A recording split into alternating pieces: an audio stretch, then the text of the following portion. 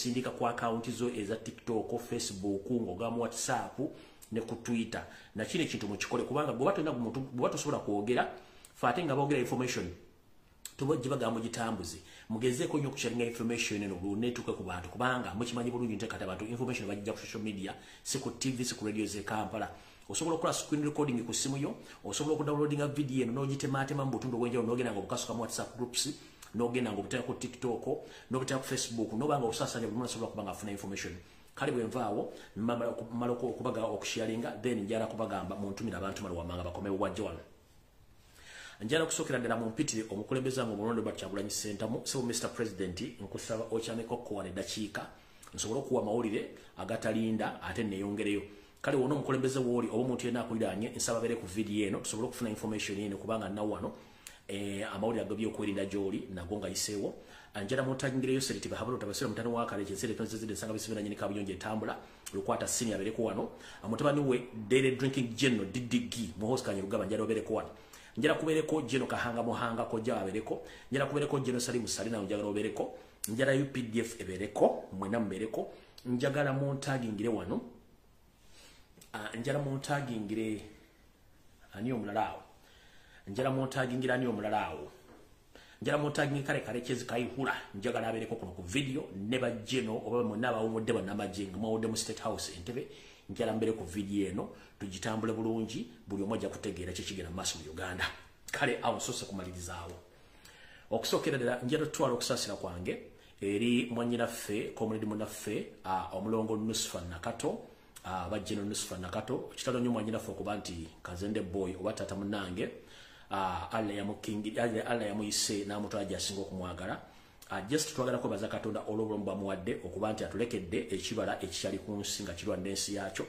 wonna wooli Saalongo eyazaala Nakato Nusfa alla akukingirize ateeke ebyo byonna akuteeke ku minzaani ebirungi byewakolera eggwanga bibenga bisinga ebibi asobole okuwa empeera ey'olubeerera osobole okubanga otuuka mu ggulu mirembe kubanga otulekedde ekibala ekimu ku nsigo ze wasiga ku nsi kale mwanyinaffe Nusfa Nakato kitalo nnyo ekyamuzeeyi nkimanyi nti wali muyinza okuba mutaddeyo Mukama amuwumuze mirembe butyo bwe nvaawo ate njala tusaasira muganda waffe bwe tukola emirimu gye gimu kuno ku social media muganda wange Masaba Faustini awonna wooli kansule nti oli bulungi ntegezeddwako oluvannyuma nti ofunye wadde ofunyeemu akabenje manyi emirimu gino kikola abantu abasinga tebamanyi emirimu gye tukola oyinza okuba nga olaba wano omusajja avuga pikipiki alinga wa bodaboda naye nga ali Bulaaya obanga avuga emmotoka kale banenjala bategeeza ne muganda waffe oyo olunaku lwaleero afunye akabenje muganda waffe Masaba Faustini owa Masaba Media Channel afunye akabenje kansule nti naye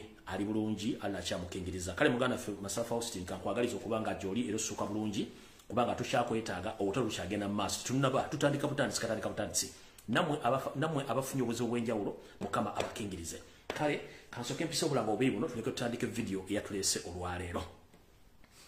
Alright, mwenna abalina essubi ery'okutambula nga oyagala okutambula omwaka ogujja nina conference zino bbiri ziri mu ggwanga lya Canada wabula mu biseera eby'enjawulo osobola okukubira ku masimu abantu bengenda okukuba bano osobola okuba nga oyogera nabo ku nteekateeka n'obabuuzaako bw'olaba kikkolera osobola obbakubira n'okuba contacting ne mwogerako nabo. Conference esooka eyitibwa the International Conference on Health Care and Social Work. International Conference on Health Care and Social Work. Theme oba omulamwa Health in a Social Perspective. Ba international delegates babeetaaga baagala ne ba local delegates babeetaaga. Omusomo guno oba conference ero egenda kubeera mu kibuga egenda kubeera mu nsi gye bayita Canada wala mu kibuga kye bayita Ontario Sans City. Address oba endagiro ejja kubeera ku 7 Don Mills Road, North York on M3C 1T3 wejja okubeera powered by GEC Global Events Canada. Oyagala okubuuza ku CEO wa conference eno ojja mufuna ku simu ku WhatsApp ye eyakasaala but that is +164 7702 2922 ojja kuba omufuna oba ku simu eri direct eri +1 43 72 88 98 62 ojja kubanga omufuna. Conference eno ejja kubanga etandika mu gw'omukaaga ng'enaku z'omwezi 21 ekomekerezebwa ng'enaku z'omwezi 22 omwaka 2024 mu mwezi ogw'olubereberye gwe tuyita January. Eno conference bwetyo bweriyo eyo yonjimaze njagala genda ate kalanga ko kubiri tugende maaso. All right. Akalango kano nako era ka conference era nayo kuba mu Canada. The International Conference on Ending Malnutrition 2024 ejatandika nga January 19 ekomekerezebwa nga January 21 omwaka 2024. Omulamwa oba kyetuyita theme better nutrition for better lives. Registration n'ebisingo byonna ojja kubira CEO wa Extreme Music and Events Management omukyala Doreen Kajumba ku simu +16479290340. Era conference ene jatandika 19 omwezi ogwa January ekomekerezebwa nga 21 omwezi gwe gumu omwaka 2024. A conference ene ejja kubeera mu kintu kye bayita Woodburn Banquet and Convention Center e Toronto, Canada. Nayo ya mwaka gujja ne ejja kubeera mwezi ogw'olubereberye era nayo yeno osobola okuba nga okwata ku simu ezo nobanga osobola okuba ng'oyogera n'omukyalo oyo CEO ne tubanga tusobola ogenda maaso nga bulijjo. Alright. Tuvuddewo kansubire nti kati twagala tandika ensasage ya live ya leero. Ekikulu kya byonna kusharinga video eno tuleke tugende maaso na buli kimu nga bwe kitambula. Njala tandike tutya. Njala tandike bulungi nnyo video eno nga tewali muntu yenna ateteganya bulungi nnyo kyenjagala olwaleero. Ndowooza kasoke dakiika 11 njagadde ensooke embeweemu akayimba kano kabwemu eddakiika ziringa 2 nga bwe tukungana tuleke tugende maaso ng'abantu beetegeka. Njala mumpitira abantu bonna bwe mpise tugende maaso. Akayimba kano kasoke kabatereko kankyuka tuleke tugende maaso.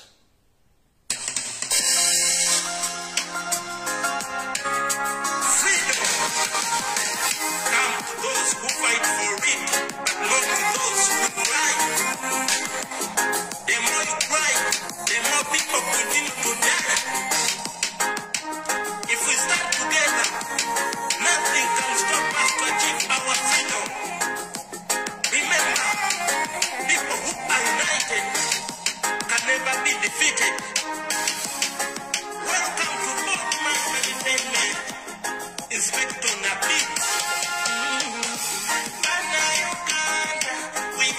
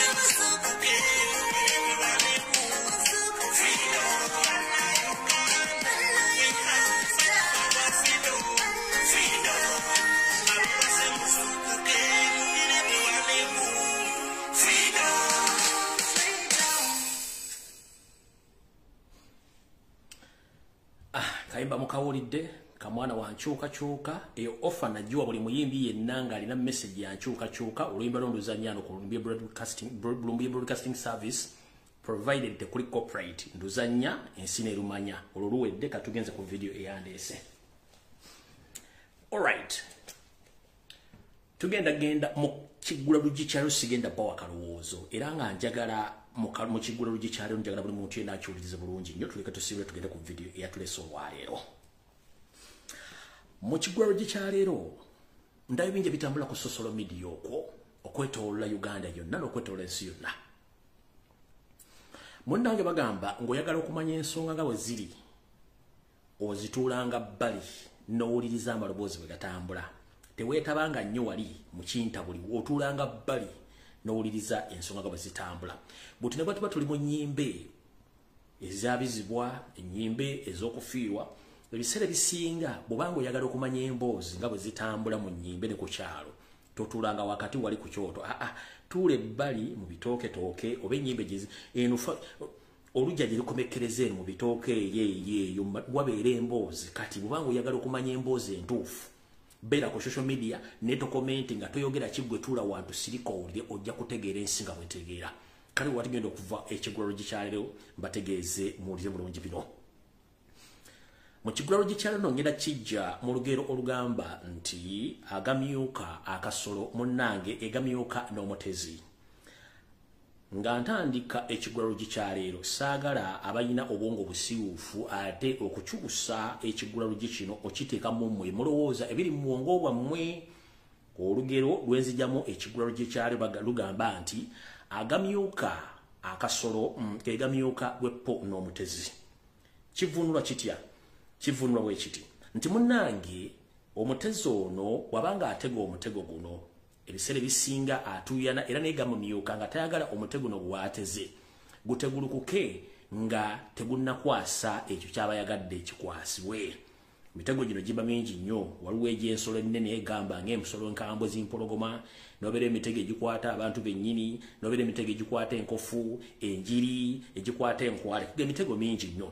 Naye engeri gy'ogutegamu ng'amaaso gakumyuse butyo n'akasolo kali bwe kaba kaguddeko nako era engeri y'emu gakamyuka kubanga tekakyasobola kweyinza kwejja ku mutego ogwo. Kati n'ebyobufuzi bya Uganda olugero luno oba olugero luno mu kigula lugikyaleero werugenda okuba nga tusibuka nti agamyuka omutezi gegamyuka n'akasolo. Tutandise tutya? Munnange njala bagamba ekigambo kimu. Ebiseera bisinga omuntu bw'akugamba nti kino ekintu kiri bwe kiti mwenga obudde omuwulirize. Omukulembeze waffe Robert Kyagulanyi Ssentamu yatugamba tuli balabira ku bikolwa byabwe. Bwe yavaawo n'ayimba oluyimba labisa naye tetwategeera abasinga obungi tetwafuna message eyo. Najja n'atugamba bannalumansi bangi tetwabategeera. Nze kati ennaku zino sikyalina budde buyomba n'abantu nti ngenda kuvuma ekigambo gundi kuba kyenkuvuma okimanyi. Just muli mu bwongo bwe ndaba ng'oyogedde ekigambo kye mbadde sikusuubirizaamu. Mune enkulaba kyamulinga essalamu ali ansenke mmanya nti gwe okutegeerako kukomaawo. Olw'ensonga nti tugamba nti omweyogereze takusuuza kayanzi, omweyogereze takusuuza kayanzi. Ndabye abantu bangi nnyo ku social media nga boogera ebigambo ebikikinike anti munnange olaba Kyagulanyi yaggwamu, munnange olaba Kyagulanyi ali kino, munnange olaba Kyagulanyi ali kiri. Nabagamba bwe oyagala okumanya akolera Museveni tajja kubula bangi nnyo. Weebuuza omuntu atalina yafeesi mwakola obanga ali mu diaspora ali Kampala naye ng'akeera ku makya ne bamayagula data n'awala kata Kyagulanyi okuva ku Mbakya paka ku Mmande naye nga kyamuwala katako akitunira ku Kyagulanyi kennyini kwakijja talina kizimba ggwanga oba kidifendinga bufeere buli mu ggwanga okubulwako eddagala okuwamba abantu ekitta abantu n'ebyenfuna ekyamu nga tasobola byogera wabula ku makya akeera kumanya Kyagulanyi no munnange teyasenyeza mannyo n'akola live n'ayiika endusu munnange no Kyagulanyi teyasaniridde enviiri n'abeera okwo n'akola live engeregeze ne zimujja n'abeera okwo amaaso ne gamutwakaala n'awanvuwa amatu n'abeera okwo nga yenna n'ombuuza munnange otogubala ki oba olya Kyagulanyi kuno teyakubye kikalu teyanyumye Kyagulanyi ate kati mwamulabye yagenze mu Amerika n'omugamba munnange waaki teweekumakoma nga gwe n'obaako ebintu by'okola bikuyambanga omuntu. Faamu tuli mu struggle eno nga tujirwanira lwansi yaffe so si lwa byanfuna omuntu yenna ayagala ebyenfuna kyovola nti boogere bitakwatagana ng'empale za Museveni olina okukozesa omutwe gwe ebiseera ebisinga noba ng'oyogera ensonga ng'ebeesinga ku kintu ekigenda okuyamba abantu bookera ku makya n'otandika okuvuma Robert Kyagulanyi Ssentamu n'omutyoboola kiba kikwongerako ki ku nfuna yo kiba kyongera ki ku famire yo kiba kyongera ki ku ggwanga lyo kuba toli mukulembeze nti ofuga mu gavumenti ya Museveni wabula nawe oli mponga byoya nawe oli mponga byanga abantu abalala ffe ekitukozesa kino tukikola okubanga enfuga embi eri e Kampala ne service delivery enfu ate nga n'omusajja simu ne Uganda afuga Uganda neggo besinga kyo okuvuma Robert Kyagulanyi Ssentamu kati nze nina enkola egamba nti ebyo bireekaana bireekanira ki ekisira kigenda kutuuka bigenda kuggwa saagala mweraliikirire kijja kuggwa buli muntu muleka ayogere bw'anaakoowa ajja kusirika lwaki mbagayo ebigambo bino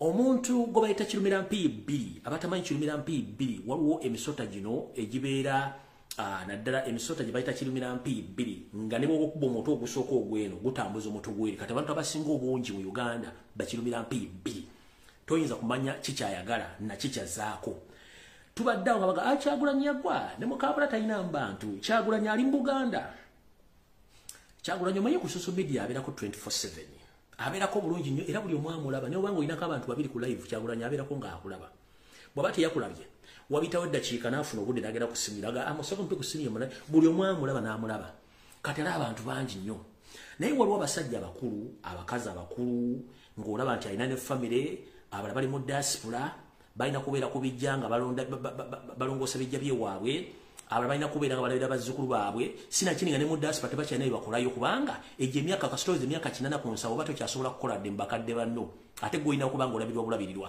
eri abala nga ba street boy tebalina mirimu tebasobola kukola ba smart wire naye nga ali mu diaspora ali mu kuleekana avuma Kyagulanyi so nga ate yandibadde yeegatta ku Kyagulanyi ne tujjako olundabiro oluli mu Uganda olwali Museveni ne tuba nga tusobola okudda ewaffe kubanga ettaka gyerina buli kimu kisooka n'emmere y'obwerere gyeri kubanga ne mu diaspora lwatukoze tusobola kulya kale abantu abo batunuulira nnyo babaddeawo nga boogera ebigambo bingi ne batu nga amwaleke kati bwe tudda ku bantu bannamawulire obubaka bunajala mu mbeere Simon Muyanga Lutaaya akola ku bayesi bakola ku TV baka TV kali awo munnanga omwami oyo yasoma naye teyayiga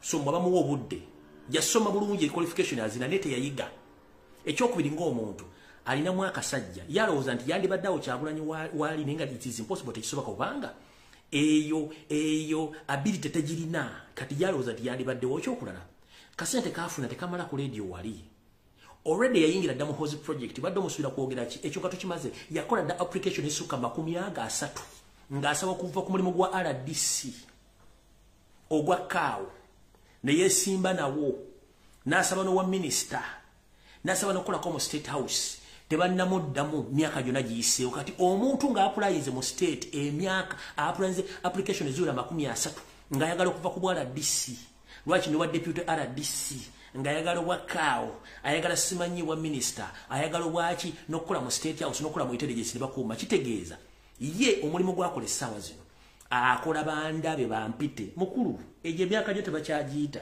wosiruwalidde ku TV ng'oyogera ebiga bitakwatagana bw'otaasirwale mu ofiisi ate kino gye Museveni mwenna bamanyi agalaba zino embaata zaneti zino embaata zikabuzi kati muhangagoyo mugundi oyo babitani Muyanga Lutaaya bamuleke yasoma era ina qualifications naye teyayiga alina kyakyabulamu ng'omuntu lwalitegeera nti alina okukozesa obwongo ne boloze ebbiri ayimirire ng'omusajja lwajja otutegere mumuleke alina kwogera ebyo kati nalabye prime minister affe bambi mukyala Nabbanja mukyala Nabbanja temuvuma mumuleke bambi office gyalimu office nene musinga obunene musinga n'emyaka ate munnanga alina okwogera ebyofuna kyalina okulya kati Nabbanja mulekete mumuvuma kubanga bambi bw'ogamba nti Kyagulanyi yasombye abantu bajja e Kampala n'ogamba nti abantu enambi yasombye abantu bajja e Kampala abantu abo tebakola kalulu era tebalina kye balina kwongera ku struggle Nabbanja oyinza omubuuza mukama we muhoozi bw'aba agenda asumba abantu yo n'abasasula ssente okujja kulaala ye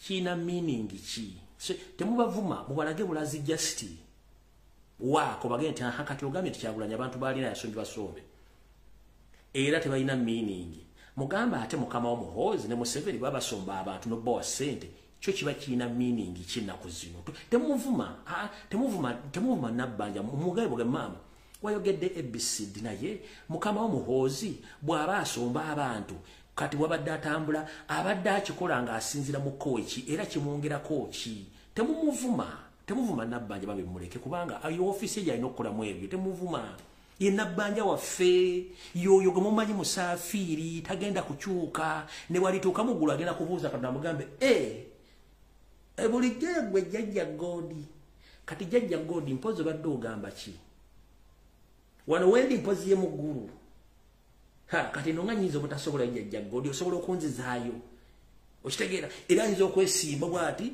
n'akubira ne Katonda salute ngalo zaagikubira mukama we Yoseriti Bahabulwa kati omuntu w'ekika ekyo bambi temuvuma yoyo Nabbanja waffe mumuleke just mugabe bugambi munnange mukama w'omuhoozi bw'aba asomba abantu bamwongerako ki mu bungi Kyagulanyi tasomba abantu so temuvuma babina mumuleke bambi temuvuma Nabbanja mumuleke yoyo Nabbanja talikyuka mumuleke ayogera ebigambo bye kubanga okumanya nti Nabbanja comedian mulungi nnyo omuntu yenna bwanga oyagala mazima kamera ogitunazzaamu amaaso ate nga nebiyogera buli practical okitegeera kati abantu abo mubaleke bulungi nnyo olw'ensonga temuneeyooyo kati ngenze wano nga nfundikira ekigulalugi ekisookera ddala mu kigulalugi kyalo nti agamyuka omutezi gegamyuka n'akasolo ekivunulwa nti nammwe bannaffe abakola omulimu gwe mugwenkola temwetaaga kuleekana n'abantu bano ebigambo boogera bingi ffe tubakubisa bikolwa bazinga bagamba nti Kyagulanyi abantu yasombi basombe gwenga gwayogera yasombi basombe osobola okusomba famire ye wammwe oba osobola okusomba ekyalo kyero erisimu otuula n'obasomba bonna ne baggwayo tekisoboka mbw ate Kyagulanyi abantu bamukoowa bwe bamukoowa bazze badde baana bannyoko oba bakitaawo Kyagulanyi bamanyi Buganda kati kiyabalaze yagambibwa nno okulaga abantu bano kankole bwe nti kaŋŋendera eddala eri gye badde bagamba sina bantu mbalageko n'agenda n'abalagira ddala nti abantu banjagala ate bannonda abasinga obungi temumanyi lwaki Kyagulanyi yakoze country tour eno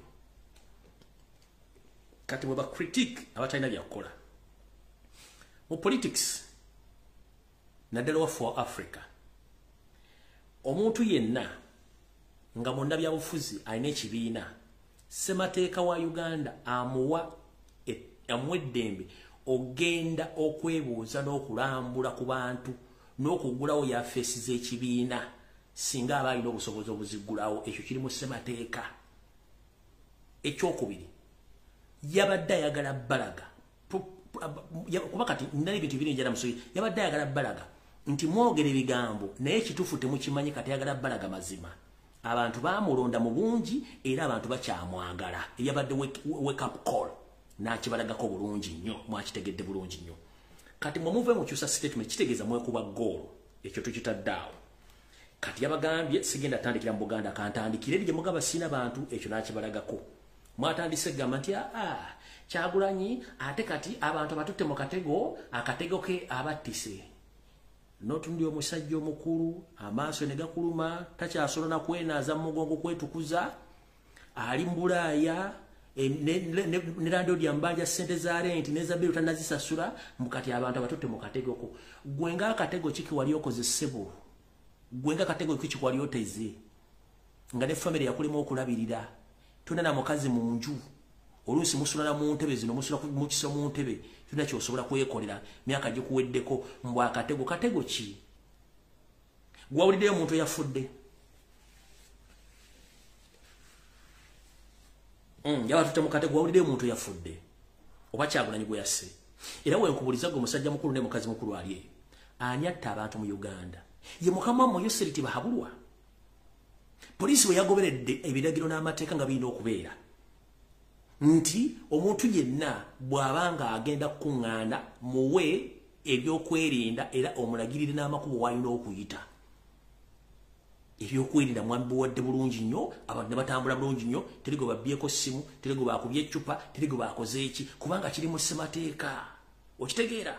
kati mwabatamanyise bateka nga mwabanyira bya buvuyo kimwadde mupikirire nnyo era bakuba abantu tiya gas bakuba emigo batte mwadde mugina abazizayo era bakubye emigo babase kuba mwe kimwadde mwagala omanyi ekyo cha okinina nekiwera okino kinina nekiwera okikwasenga lumo kimwadde mwagala isn't so nete mwakifuni police ero emanye ebiragiro n'amateeka n'amagye naye waliwo bano bakaba no group bopika abagamba mukole ebikolwa bino ngate moment biri ku record bajja biri recordinga so yensonga lwaki abantu bano bonna bali ku social media abagamba kati yabatutte mu akatego kanyoko ka kitaawo gwenga gotolina katego teri muntu yafiridwako boda ye teri muntu yabiddwako simu yakubiddwa muggo yayononye kintu kyano kubanga police yalaze amateeka n'ebiragiro genda okwasaganya nga bwe kiri mu constitution tekyetagisa kuwa muntu singa bagenda agenda kwekalakaasa muleke yekalakaasa amaladde we as simple as that era mwabebaziza police simanyi ba DPC that is nonsense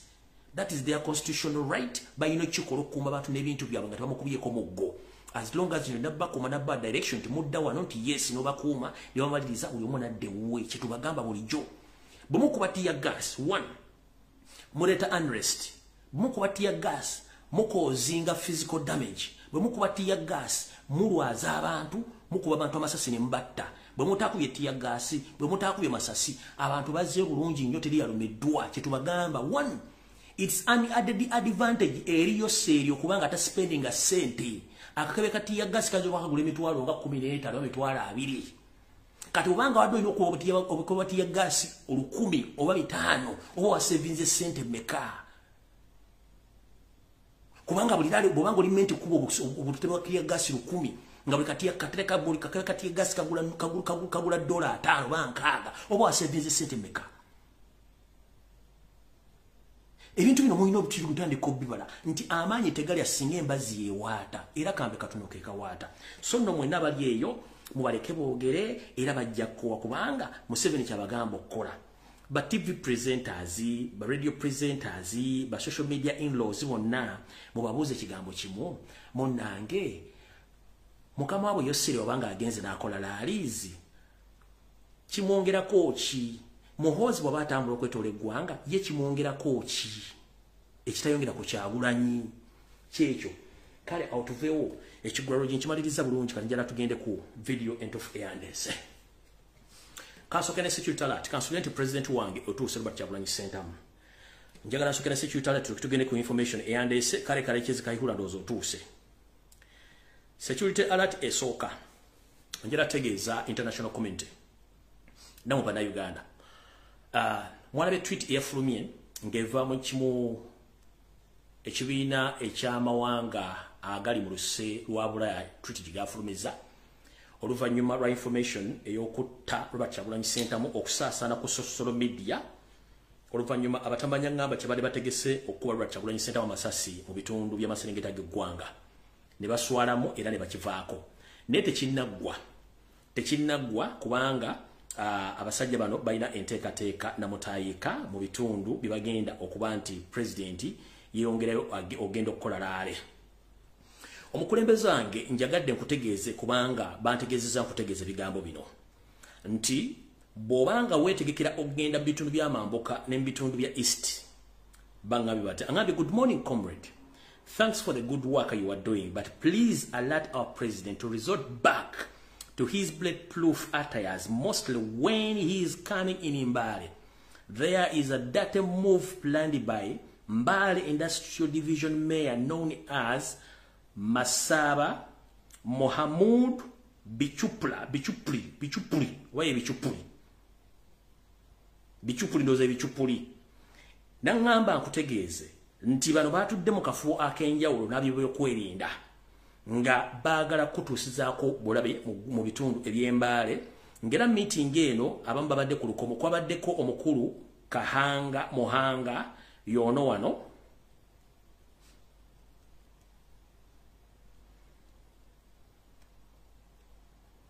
yoyao Kahanga Muhanga oyo ye mukodomi wayo Seriti Bahabulwa kojja wa Muhozi Kanyirugaba oyo Kahanga Muhanga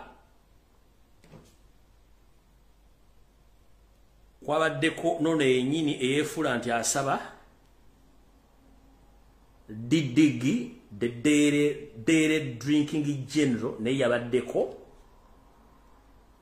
then nono yennyini gwola bano musajja mukulu Kisawuvuga naye yomu kubateesa ku nkola eyo Kisawuvuga General Salimu Sale then nono Yoseriti bahabulwa yennyini mutabani wa Karekyezi nsiyere tamuzizide ensanga bisibe ono yennyini nga bateesa okuba nti baagala kusaanyaawo mu bitundu ebyamambuka ga Uganda ne mu Eastern era meeting eno yawadde bulungi nnyo bateekateeka okukola ekintu kino naye bagamba Ssebusiru bwa Njoka zitta nnyinizo ne weebuuza nnyinizo wanaafa zigenda kuddaruddawa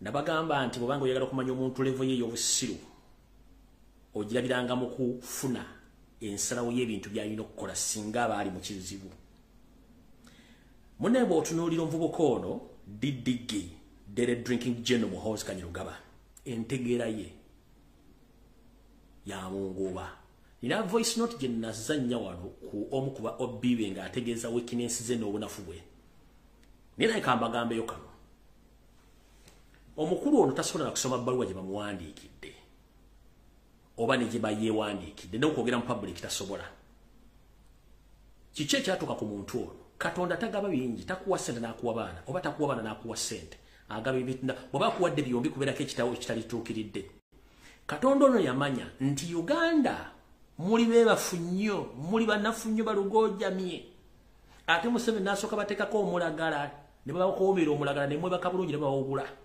n'agamba nedda wadde endiga zange ziri mu Uganda zeebase zirowooza zaatuuka mbu zaafuna otulo nze nga nze omutonzi kanziyambe nzikwatire mu kintu kino wammanga ekintu kino kiwammanga kyekiriwa wallahi billahi tallahi singa Janet Kembabazi nannyini Enjovu Enterprises yali yazaala omwana omulenzi singa bannayuganda musula ku nkato singa Janet Kembabazi mama Enjovu Enterprises yali yazaala omwana omulenzi mwandibadde musula ku nkato olaba tamulina ali ku mukoddomi we oli omusezi Lwabogo Odrek ali ku mutabani we gwatazaala Didigi Daily Drinking General ng'akola ebigero singa yayina omwana ow'obulenzi gwogabwa kwali yali takimanyi lwaki kuma mukazi oyo mwana mulenzi yali takimanyi Katonda ali amanyi nti endiga zange zinna Uganda zonna zirina ekiseera zituuka ne zeebaka nga zinyowola gikwepiica na kuwemula ibasobole ebyo n'agamba kansooke nkolemu wano wepapa ontalizaala mwana mulenzi mukikubire mu ngalo ez'amaanyi mukama weebazibwa oli w'amaanyi nnyo tugenze mu maaso munnange mukama n'agamba kale ngenda bbawo ekibonerezo kya Museveni kino naye sirimuwa mwana ategeera yenna mu bulamu bwe bwonna sirimuwa mwana ategeera era asobola kuba nti asobola okumuddira mu bigere mu nsonga yonna naddala ebyobufuzi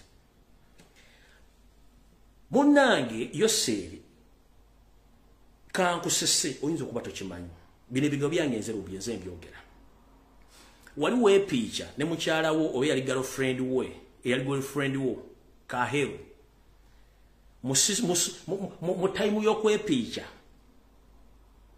nga mugenda okutonda Muhoozi Kanyarugaba n'okola mu kolaawo second singa ttaana mukola wakola waliwo point waliwo creation yabuukaawo n'abanga Muhoozi teyawera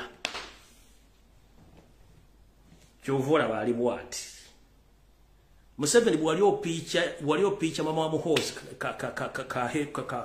mama wa Muhoozi oyo Hope omukyala gwe bayita Hope Kaireru bwalinga omupiica Katonda yamanya nti walibeerawo ekizibu mu Uganda ndowooza n'akuleetera kasikondo oba n'okolola mu period yo mu creation yo nga mu creatinga Muhoozi seconds wakola mbuwot waliwo wekanga mukko kati mukwekanga ne wabeerawo ekyabuuka ekyalina okujjuza Muhoozi n'atajjula agenda okuvayo nga yoyo so Katonda mu creation period ya wakola mu Katonda nga muli mu kwepiicaawo second billion oba ttaano ziwakola mu woti ndemwekanga nga muli mu kwepiica ezo second zokka mu creation ezo Muhoozi ayinamu wakati wa second emu ku ttaano ezimu bulamu mu bwongo kyovula nti alowooza bw'atyo kati nekyo kabda kitulira butezi nti olaba kubanga ategeera bwala tuba tugenda kulaba ebizibu ku nsi ya Katonda. So ekyo nakyo Museveni wakimanyi gali maanyi ga Katonda era Mukama weebale nnyo okuba nti wakola ekintu ekyo. Otherwise bamuleka ne picha najjuza bulungi creation ejjula onaavayo nga ategeera bulungi nga mulamba twandibale tuli ku kizibu ekitagambika. Ekyo nkimaze. Yeke nnyini ng'omukulu eyeyitayo Seeri Machuwa era yasinga okutegeera mu Africa ne mu East Africa.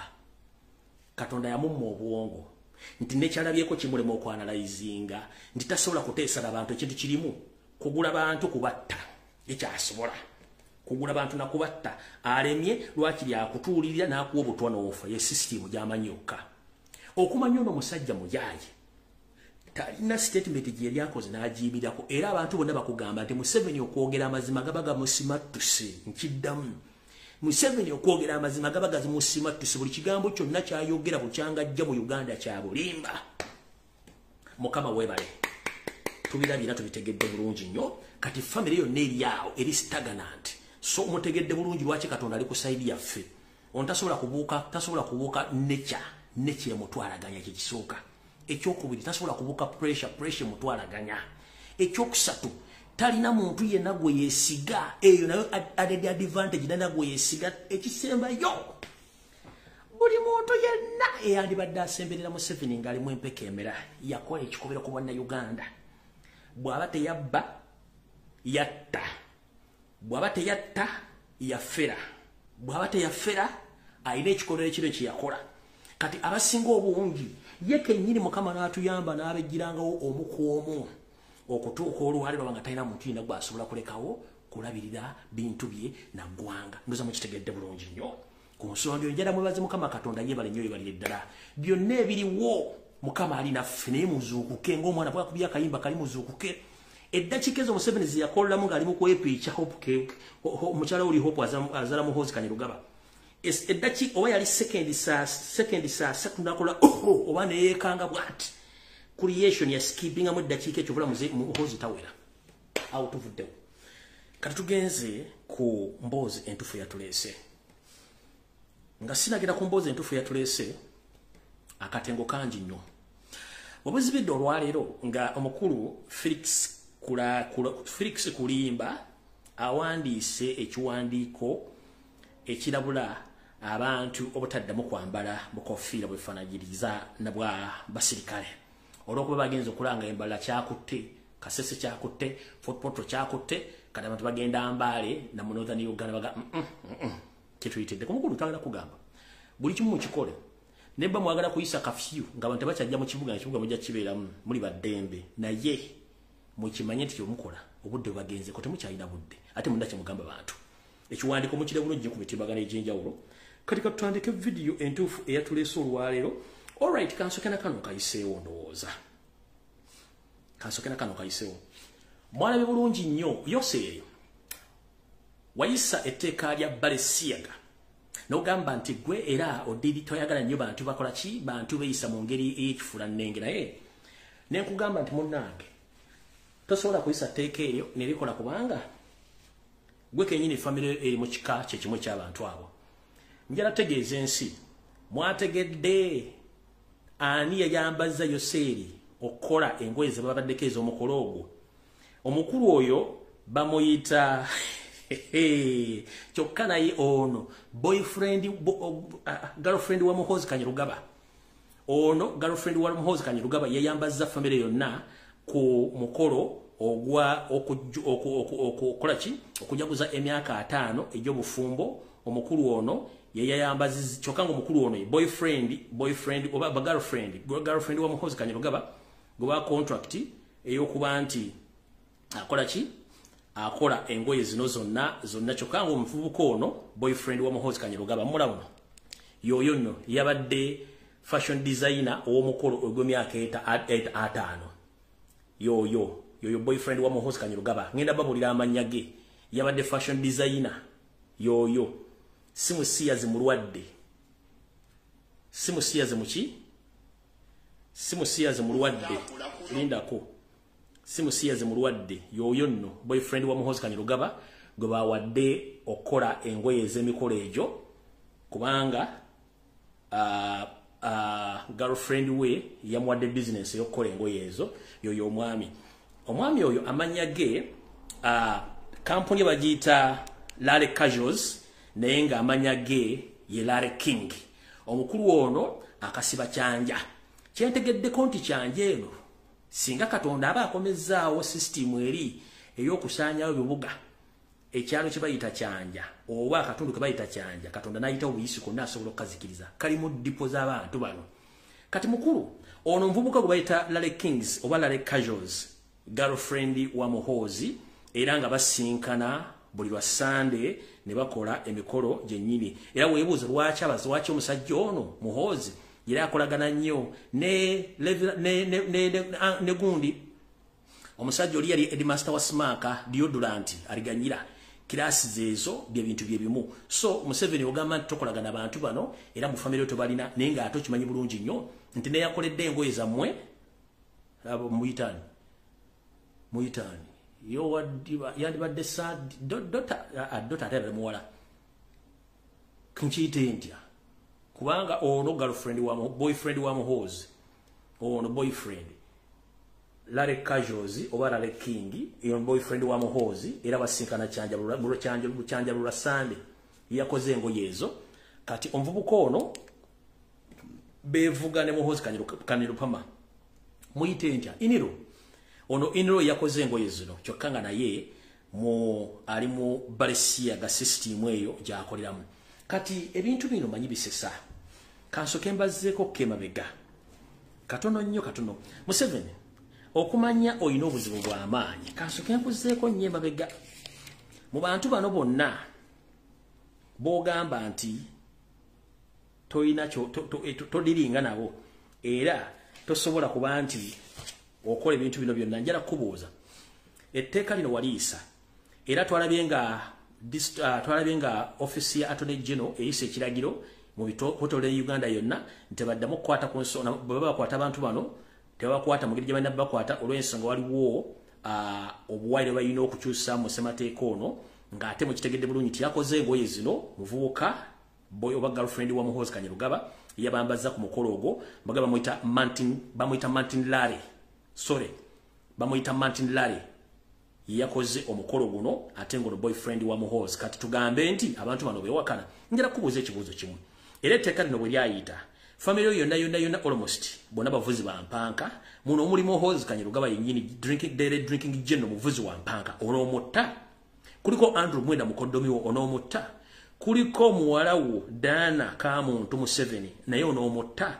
kuliko Toyota Motowo Kaguta naye wa muvuzi wa mpanka onoomutta kuliko Sodo Kaguta ne muvuzi wa mpanka onoomutta kyetubuuza obudde tulina butono kubanga bikatwala obudde butwala kati kantindigwa ate nga tulina okutamba simu ndoza kampite mu bwangu sokwe information tuleke tugende maaso alright ngabe nabagamba nti mutusi master plan emyaka 5 mwalimu akawayo akagamba nti buli muntu yenna owakabano ne bwana bazizza omusango bajja tuula bamusonyiwe emisango gino bagize ku bantu banna Uganda bannakabala so nze tekyannewunyisiza okuba nti kale kezi kayihula bamuggyeko emisango olw'okuba nti bagenda kuba nti baddamu omudeployinga naye njala sooka kubikira mwenna abagenzeeyo for the first time tukimanyi nti constitution y'amagye etegeeza nti omukulembeze yenna okulitalinga abasirikale anaba litalingira mu army barracks era gye balina obbasendingira okuba nti bavakola ki bawummula naye yoseri abantu bano bonna nga bwe nabagamba nti alina enteekateeka ebajjawo yabatutte mu State House entebe gyasobodde okuba yadde entebe gyabatutte n'asobola okuba nti abawummuliza muyinza okuba temwalidde ne mwe mwetegekedde entebe mwe mwetegekedde kalamu ze mwawandiikiddeko oba empapula ku mwakoleddeko notisi ng'omujaseri ayogera muyinza okuba temwalidde naye entebe ze mwatuddeko mwazeetegekedde ekkalamu ze mwakutte mu mwazi nazo ebitebe mwandise mu mwazi nabyo kale mbagaliza okubeerayo ku lungi nemu wajja kuyita omwaka gumu temuyinza okutetuka 226 mwena nga mutandise okukonkanga nga ffene omu ku omu mwenna mbabuulidde kino kibajja kunze mukijja kunze mbagaye buli jjalo gwe balitaalinze oba tolijjeno nga bakuggyeko wavudde mu magye n'ogenda bakulitaalingira mu State House mujja kumbuli ekyabatuttera bwe balitaalinga omwami ono njagala bere ku video eno ono kale Kalekezi Kayihura omwami ono mula bulungi nnyo wano ngali already yali amaze okuba nti awaliwa mission okuba nti ayingira Muhozi project mula bulungi nnyo mumula bulungi nnyo bali bamaze omuyingiza muki bali bamaze omuyingiza mu project era ndoza mula bulungi nnyo awo nyini wenyini kubanga amateeka gasoma nti omuntu bwabera nga convict tateekeddwa kwetaba mu kintu kyonna kati bana aba Muhozi project okulira mutabani wa Muganda Museveni bali banakyo omwami ono ate nga naye digi nyini yali asinkanyeko omwami ono ku nsonga zezimu kati tugenda mpola mpola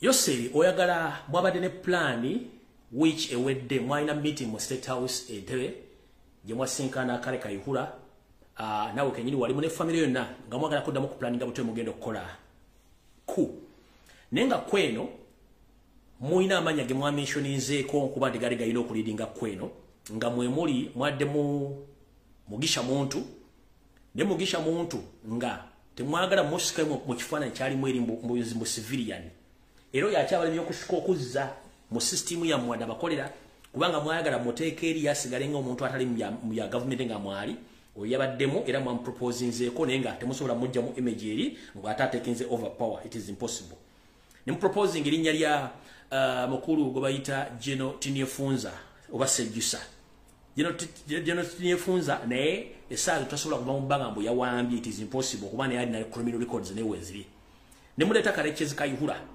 mwagenze kumala mu proposinga nga yali willing ne mukubera willing temukimanyi nti Kalekezi Kayihura yali agaddeko n'okuwamba Yoseri ekyo nakyo mukyerabidde naye nga bwe tumanyi nti mubeera n'enteekateeka nyingi era mwagenze kuba mu meeting eno nga kujje mwade mutegese naye yise butaka kati kitegeeza temulina programu yonna plan at the moment ate temwagala genda mu kalulu ate yagenda mu kalulu fulba fe tumayisa yonna mu government ya mwekoma kati obunkeke buli luddawa mukuru General Kalekezi Kayihura owaka bano njala kugaba munange nakulabye osinika obulingaya oyambadde obukoti wenda wefutisenga omulamu musibe ku gaali embazi kuereza ziringanga ezamwogo mukalu ono goboocha wali ennamanve era nga osanyukiridde yenna olinga gwe bikuliddeko naye njagala kugamba bwete ebyafa biddiringana Uganda nsingazi ate teyerabira olwokuba nti mwalina mission ya myaka 50 nga balina dobbalongoosa amannya gammwe gwokuteeka ebbale kuteeka mu kooti kyali kigumazanga ente eri emberi w'ekyoto bwessa bw'oyinza okuza nti ekuma mu kyoto kumbe emmere neekola kati bwe kityo mwakola Kalekezi Kayihura mu kooti yammwe ya Kabano court oba kooti zino ezammwe eza kangalu bakulirizinze bulungi bakuggyako emisango webale nnyo balire ddala okuba nti bakuggyako emisango mu Kabano court bakuggyeko emisango nekye tuyita public court ey'Abannayuganda nekye tuyita international criminal court tenakuggyako musango one olina passport both eyo ng'omuntu nekulaga nti oli mukungu wa Yoseri bw'oba osobola bakuggyeko emisango osobola okulinnya ennyonyi n'ogenda e Bungereza oba n'ogenda mu America oba n'ogenda mu Europe anti nga bakuggyeko emisango wenkugambidde kooti yammwe yakabano it's very easy okuggyako emisango kubanga kiri mu nteekateeka mu ntandikwa yammwe naye mu public court y'abantu Bannayuganda tosobola kuvaako misango ku likodi zino zengenda okusoma era nakulabye ng'osinikiriza obunnyo olinganga embuzi kimeme esabalaavu ng'owanisa obunnyo I'm very happy now I'm a free man waakalya free man ku bantu bwakatambwa gwe kasajja golinga omulambo oguva e Congo nga ate guli kuvugira ku bigere musa abantu b'abantu muli omusinika amanyi kuba mulowooza nti abantu basobola kwogera kati mukulu public court gino emisango egimanyi n'ebyafaayo bimanyi bulungi nnyo njala kugamba kale kooti yammwe eyakabano yakutadde bulungi nnyo era ne bakusonyiwa naye olina passport International Criminal Court ekulina misango gyegiri public court ekumanyi bulungi nnyo ne rekodi zaabwe gyeziri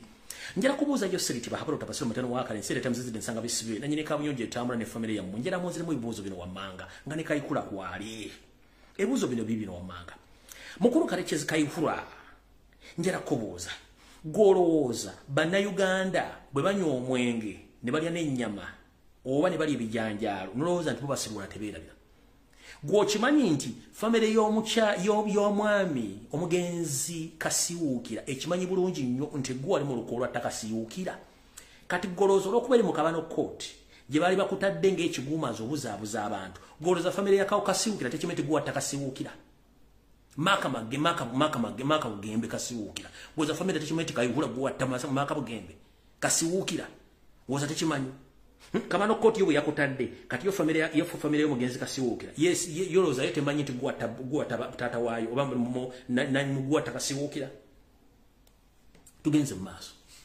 ngera kubuuza golowooza family ya omugenzi Andrew Felix Kaweesa tekimanyi nti gwa ta omugenzi Andrew Felix Kaweesa mukangalu koti bakutadde ya mu y'abanyarwanda yakabano bakutadde Andrew Felix Kaweesa family tekimanyi nti gwa mutta eno public court ekujjukiza mukulu Karekezi Kayihura goloza public court manyi nti gwatta Honorable Abiriga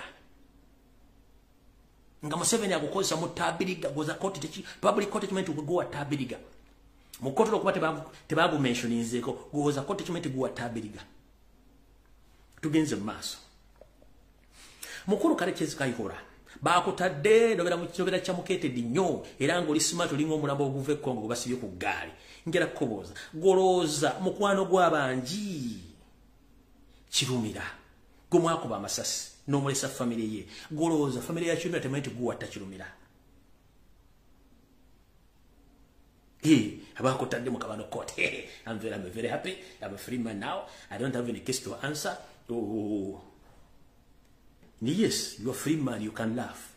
But you think that the public forgets. We don't forget. We don't forget. We have records. And we are still keeping all the records. So, tuvude ku mugenzi Kirumira. Why? Twagala kubuuza goloza community y'abasiramu yerabidde bamasheke mu bibadde mutta during your regime ngo cyali IGP berabidde bamasheke bose family zabo.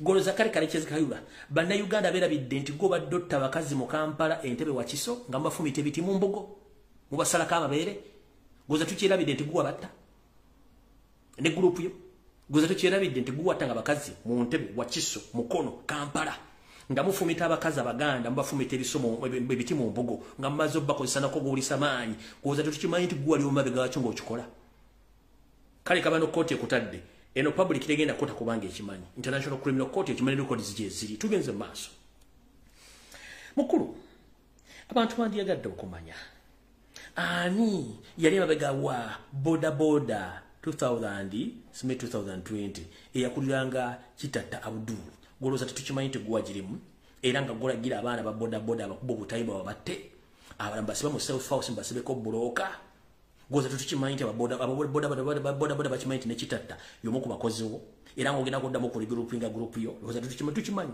tugenze maaso mukulu Karekezi Kayihura gobadde olowooza nti omugenzi omulamuzi Joan Kagezi gowatta mu kyekazi watunga agenda gula michungwa n'obutondo kamulira abaana be goloza ko public court ekimanyi nti gowatta Joan Kagezi era ali magombe ali magombe jali jata sobola kudda nga family ebona abona goloza Kayihura family ya Joan Kagezi yera bintu gwa mutta public musemanyi koti ya magenta de wakajirya tugenze maaso omukuru Kayihura Karekezi goloza family y'omugenzi Muhammad Kirumira bawa mama Fina goloza mama Fina nawe Kayihura tubera bideti Muhammad Kirumira mwamutta Muruza twera bidde Muhammad Kirumira mwamutta muruza twera bidde tukimanyi bulungi nnyo muhakane Karekezi Kayihura goloza twera bidde gwa tasheki kirya eroza tukira bidde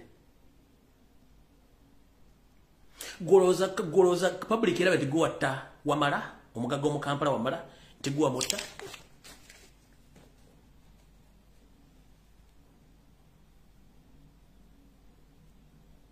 koti ya muyaka bali yakutadde nga bwe kyali mu nkola ya mu myaka 50 kati mukuru wafunye passport yo tukusaba ogendeko mu America ofune visa ogendeko mu America ogendeko mu Europe oba ogendeko mu season days yawo kumpi kwata passport yo gende anti bali bakutadde yo free to go goboloza nti ensi nyangu ensi bamanya ate ekyabanoonya tukimanyi bulungi nnyo nti bano bonna abagenda n'obatta mu misango gyonna egyakuvunaanwa njagala obuulireyo omuntu omu eyajjanga witness mu court n'akulumiriza nti kale Karekezi wakola ekintu kino njagala ompweyo omujulizi omwe yajja mu kooti ng'emisango gye giwulirizibwa era gyawulirizibwa ddi bajulizi ki abaleetebwa bali luddawa baakuvunana ku misango ki era bajulizi ki abaleeta mu kooti nga bakulumiriza njagala ombuulireyo omusango mujulizi ki kwoza tebaliiyo lwaki tebabaleeta tuvuddewo tukimanyi bulungi nnyo endu zino zonna gurupu zengenda okusoma baali bakozi bo era nakati webali abalolede okuddamu okukujja okulumba buto muno mwe muli Sobbi tukimanyi nti mukozi wo era naye waali Paddy Sserunjogi Sobbi waali baali bamuvunyaanyeeko kuliko Siraji Bakaleke yadduka n'agendako mu diaspora naye gyali abududu kitadda bamusiba ng'obujulizi weebuli abaali balimulumiza ne bamala ne bamuta era mukangalu kooti yammwe tugenze ku baloza naye gyali bamuta era naye n'afuluma ali abutaala mu kooti yammwe kangalu tugenze ku ba crime preventers bodda bwe wali okozesa okwetoola Uganda yonna gwolowooza tebaliiyo omwali ne katabani kakayimirira nti kalirwedde okutta abantu ku lwa Museveni gwolowooza tutubimanyi ezo video ku internet gye ziti twerabira tujja zijjayo tupiniyu nga gavumenti ekyuse gye bujja katunoonye watali bbanga ddene nnyo bino byonna tubikugamba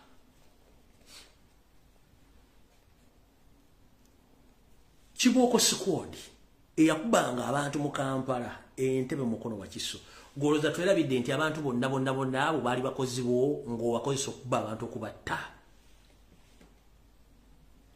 When I'm a free man, I can walk. I don't have any case. Yes, in the Kabano courts, you are free because it was written in the 50th master plan to clean all those family members who committed the crime. It was written there officially. That's what Museveni did. He cleared your name in that court, but in public court, in the International Criminal Court, you are not yet be cleared, and you are wanted internationally. So be very careful, and let the public know that whatever was done by Museveni to clear you through his kangaroo courts,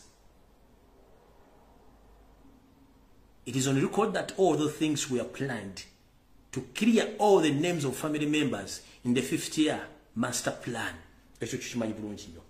Mbabulidde ku mission yabaddeyo ku Friday gibadde baagala okukolanga ku twagitegedde bulungi nnyo naye byonna bibeera olw'ensonga tuba tumanyi nti bano abasajja baagala kukola buli kimu kye baagala okukola olw'ensonga nti ensi ebamanyi ku buli kintu kyonna kye bakola. Tugenze mu maaso.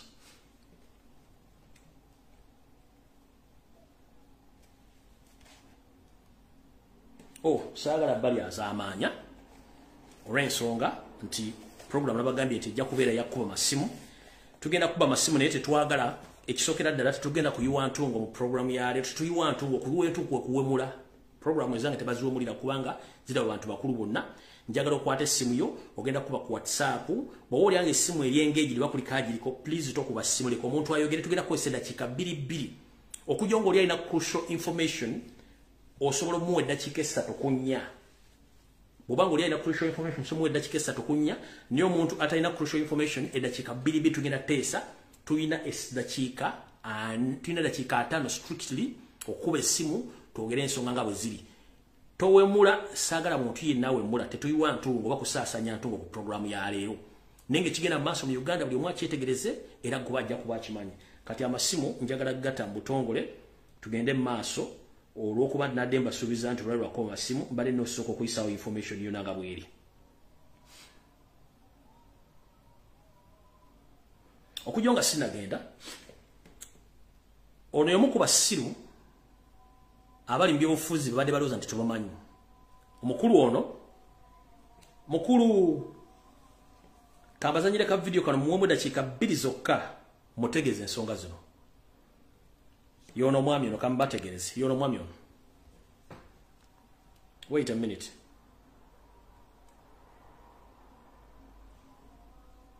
Omwami yoyo ula kuno tugenda kugatta kooti kukyatulemesa okuwangula akalulu ka 2 mu Leero kyekibuuzo kye twandibadde twebuuza ntoke tutambudde tugenze embalala yesuzukusiza abantu baffe bazze tuguddewo ofiisi kigenda tukolera ki okulaba nti no tuwangula akalulu ka 2026 ofiisi eno emiramwa gyayo ki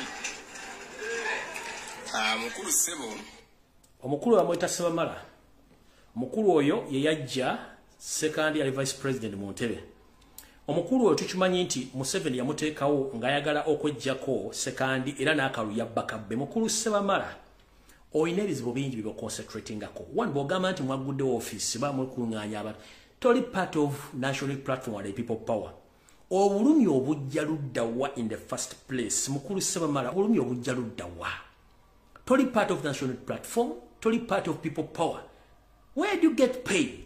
You are paid to be a fool because you are a fool and a typical thief. You are paid to be a fool and you are a typical thief because you know how you play your games because you are paid by Museveni. And we know how. We know how you defeated the former president, the former vice president, Edward II Chiwanuka. Museveni all along wanted to part away with the second Chiwanuka. That's why they planted you there and they did all things which public can't even understand to become a member of parliament of that area. So go slow. First and foremost, you have a lot of problems as a person. Oli musajja MOP omufere owe barua. Oli musajja MOP omufere we barua. Gwo mu kubatunda ekibiina kya Democratic Party era sente wazifuna bulungi nnyo kyo nkimanyi.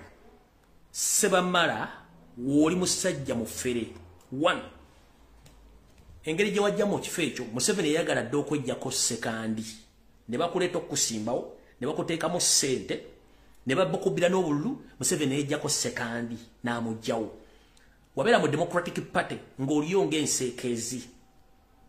Okitegeera? N'ofuna support emu 40% wagijja ku Kyagulanyi singa teyali Kyagulanyi ndibadde toyitawo.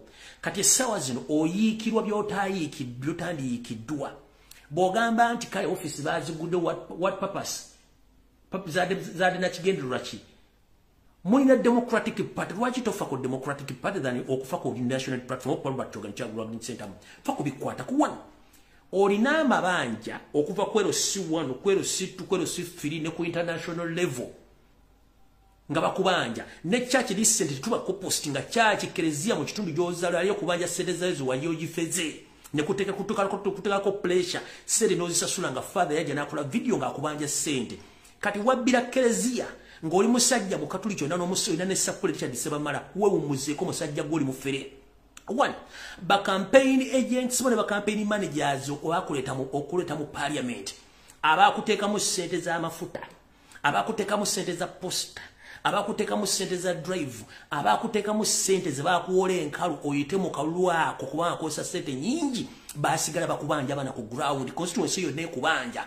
Watukira okubba sente ze kerezia ngo bagentize mu pesere ngenda bagulira mabati ne tukuteka ku pressure kuleta sentes wandi baddo sise ekimwacho bwe kisajja go moto kwetolo guli nganga akalo omayimu asama nnyo ninga temuna kimukola njagala obule mu constituency yo bucyango jingira mu kiche walimu koze bwe Sebamala watukira okubba church ne tutoka pressure okosa sura singati yali father kuvayo kuogera Sebamala sente za katonda ali ozibbiye wabba abaana bona ba campaign managers ba polling agent kuchala bantu bakumanja sente za sukali bakubanja sede za kawunga bakubanja sede zo kupostinga zo kutimba posta oliawo nga nensi zo badde okulya mu business wali abantu bakubanja sede ze tutabasasula mu bintu gwe Sebamala we umuzeeko oyina ebizibu bingi nnyo mwatunda DP ne mugabana sente niyo lwano oli kumukuto yasaamirira musajja gwe we umuzeeko. Nupu ne people po mujireke mulina ekibiina ekyamwe ekya PDP mawuche yatunda ne mujja ne mwekalambiriza ne mujja ne mwekazanga abanibo okukubo musimiti mutwala mu kooti bwe mwasinkana mu hoteli ze mwasinkana mu eki bwe mwasinkana ku Serena ekigona bwa senteza mu mwaddamu okwasama Sebamala mwaddamu okwasama mutambula ekiro mu mmotoka muzitintizo genda wa Museveni okufuna yo sente kubanga mwala kusula opposition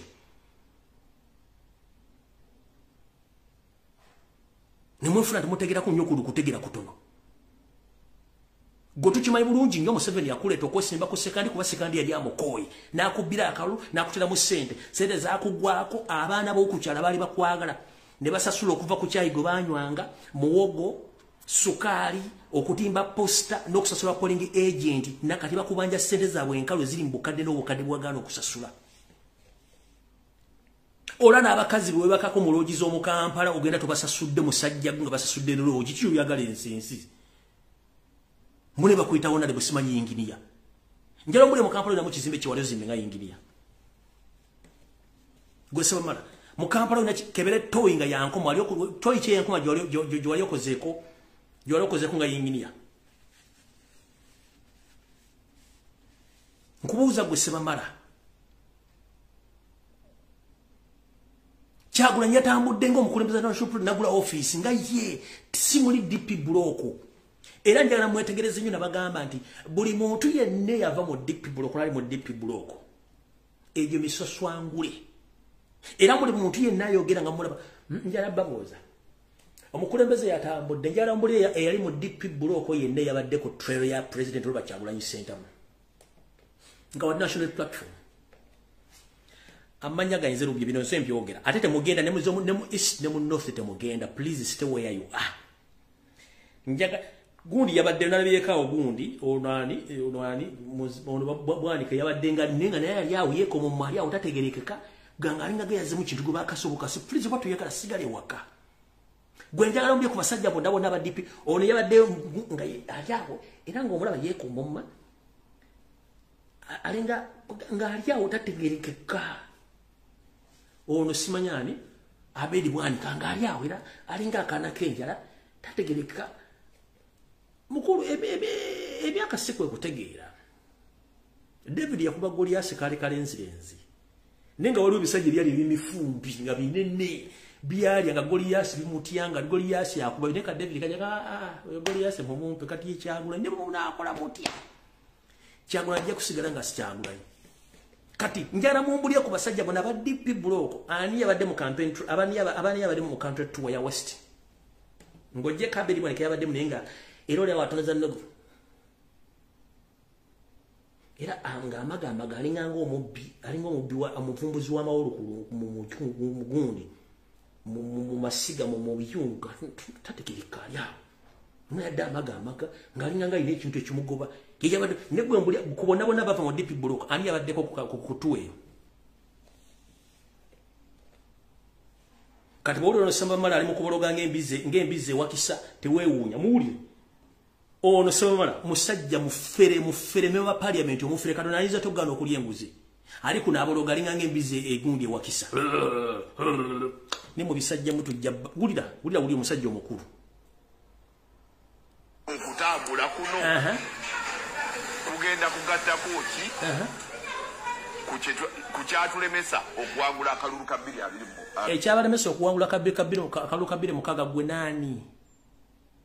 nani kakulema kuwangula nani wesimbawo nani kuwa president era wesimbira mu kibiina ki era ina office meka mu Masaka mu kitundu mu kikirira zo sasula ngane mu kitundu kyo constituency bakuno yati bakulaba sajja mukulu ajjabo logalinga embize wakisa na matuga muwanvu ye bwate ali awo lujja bakala katamu wama simu ngatadde.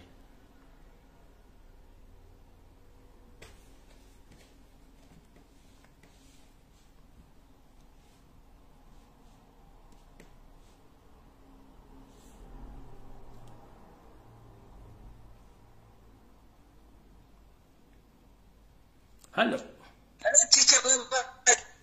Kale njabo nawe je baleko. Twabo someseza okujja kongo litalina matu. Enjabo. Yaba ina matu bajja kuwulira. Kakati nze kirozo kyange mbadde nsindikira gundi abo oyo didi giroyo. Ne banne ka group ke. Nga ngamba enguudo ziri bbiri ezigenda ziyita mu Mbarara ezidde Rwanda. Atera tuina airport emu ne airport obutono. Enyaba. Kati ekyo ekiteeso kye bateesa nti nno kujjawo president waffe Kyagulanyi bamanye mpozi basenguke bagende embalala ku gundi balyoke bakikole naye awatali ekyo abamanyi Uganda bweri ziri enguudo ezi ate era bwe bakikolera bwe bati ne airport eyimirira okukola kati no bakyetegeke tujja batema nga honorable Lutamaguzi bwe yagambye tujja batema kakabe kazzukulu kabaani kabeki kobenga nyindo nsongovu ng'ekibuno kiddugavu ojja kubibwa emiggo tubulire gye wava ekyo kyo tukibalayirira they should not bug at all we are ready for them era muwoozi bw'oba kyotegeka ne Museveni tubawoninga enguudo ziri bbiri ezibatwala ewammwe zibayisaamu embalala tuzimanyi ekyo kiwedde era tubalabudde tebageza kati bwenzira ku kyamu ky'aba Nabbanja otugambye tetumuvuma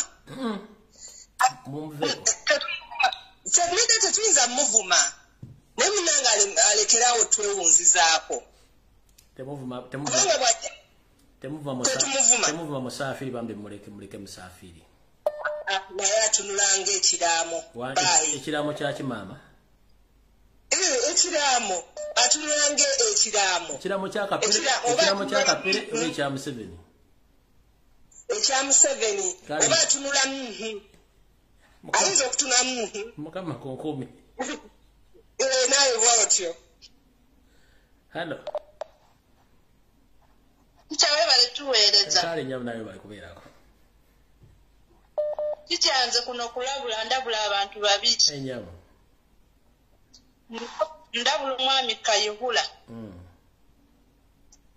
Kayihula tetwerabidde byonna by'otukoze byonna mbijja ate nziyo bitono naye ku lunaku luli tica tugenda kukwata Kayihula tumusire wali ku City Square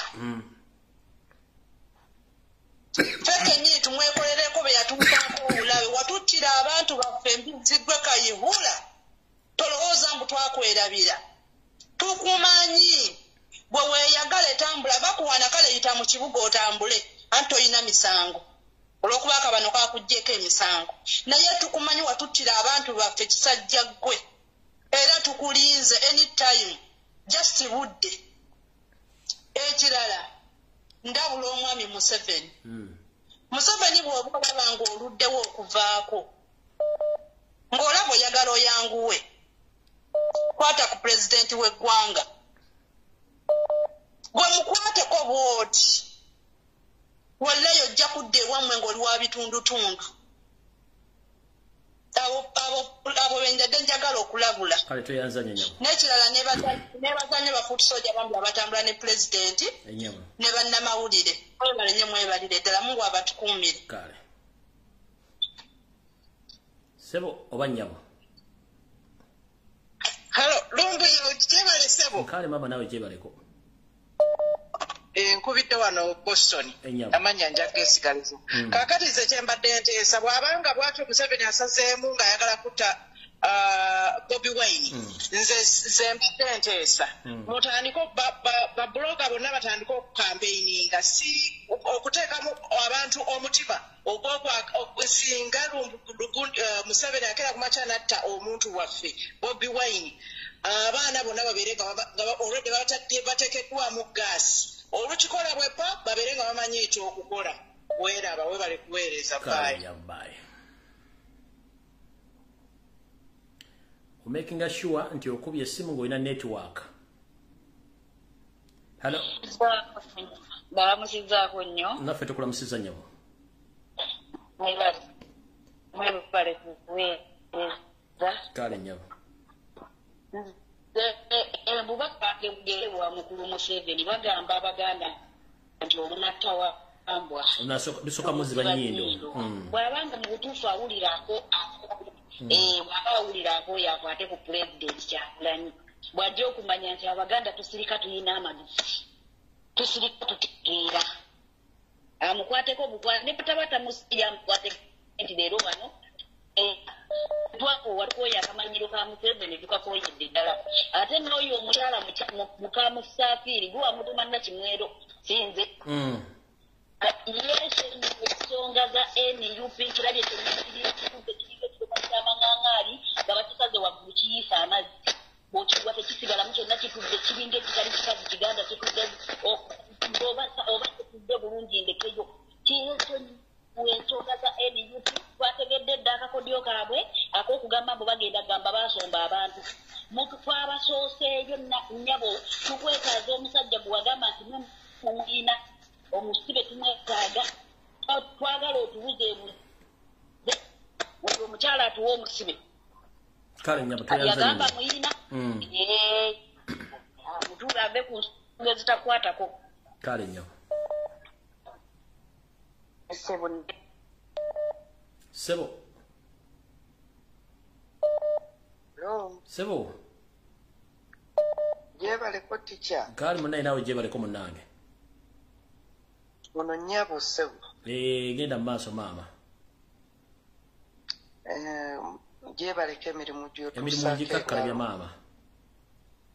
Webale kutuweereza. Kale nnyo. Webale kulumidibwa ggwanga lyaffe. Anyama.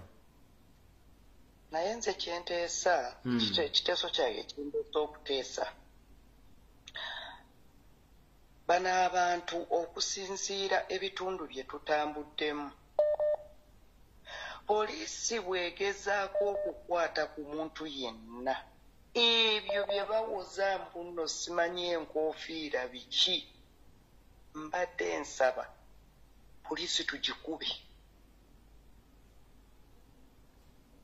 ekyo mpulira mmwe bafutu soja baani okukwata ku munnammwe nti bakutteko omugwa ati mugikube olutalo lutandikirawo ffe twakoowa okwogera tica twakoowa bwe bakwata ku muntu yenna bino bye bakwata abaana baganda baffe bali mu makomera droni bino bye zijja ne zikwata abantu kati tugenda mu east bamukwatidde Mbale bamukwatidde Ludawa owe Kampala situka owe Fort situka bano abantu tubasinga amaanyi ate batutya n'okusinga ffe bwe tubatya kale mama ng'ofundikira nfundikira nga ngamba baleke kutukwatako bantu nze mbiraba bye bigenda okuddamu kasita batandise okuleeta ebyo simanyi obukofiira ebyambalo by'amagye kati baagala kudda kutumalamu maanyi batandike okukwata abaana kale nyama kuba abantu ku miggu nabo bategere nti tuli bakoowu kale nyama halo